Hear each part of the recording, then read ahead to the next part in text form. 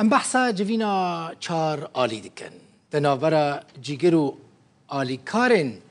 وزیرین دروین سوری، ایران، ترکیه و روسیه ده دبکو جناوا و یک رابه و پرس بکه و باندورا و جوینه لسر روش آوای کرسانی چه به پرسکه ده جهی خدایه اگر ترکیه و سوریه لحف بکن ویش بو کردان قزنج به یان زیان به مثلا به چارانویسا ریوبری خسر چه به پرسین گرینگن هر کردک دخوازه بر سفابان پرسان بزانه به هم ترکیه هم جی سوریه تا آواهی رینادن که ریوبری خسر هبونا خو بردوام بکه